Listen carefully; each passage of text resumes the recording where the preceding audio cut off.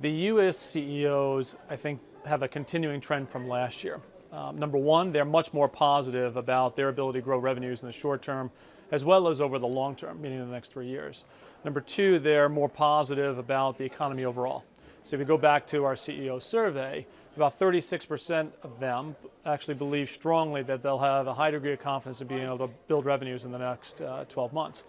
Equally, on the other side, they're a heck of a lot less pessimistic. Only 4% of the CEOs see a decline or a potential for a decline in the global economy looking this year. But again, it's a continued trend from what we saw in last year's survey as well.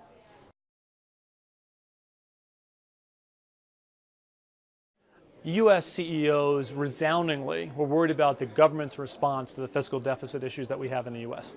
92% of them said that was their number one concern as they think about their short and long-term plans. This goes to the issue of how will the government continue to respond to the fiscal debt issue, what kind of regulation or requirements will it put on the business community, and obviously then what kind of taxation and related issues will come as a result of that.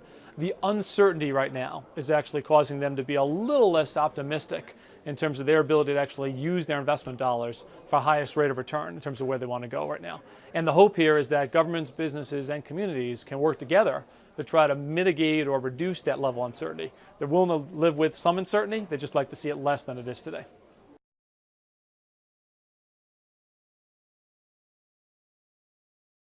I think the U.S. CEOs are seeing growth opportunities first and foremost in terms of gaining market share and pricing capabilities in their own markets, their local markets.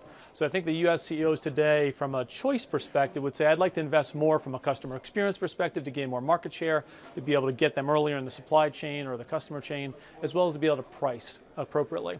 I would say they're equally involved with and focused on innovation. It's a key element in terms of how do they continue to evolve their customer, their offering to the customer, and their services and products, as I sit here today. Less so is the opportunity from an M&A perspective. About 40% will say they will do M&A, but in a relative priority perspective, it's less so on the priority chain. And again, the focus is for the investment to be within the local marketplace.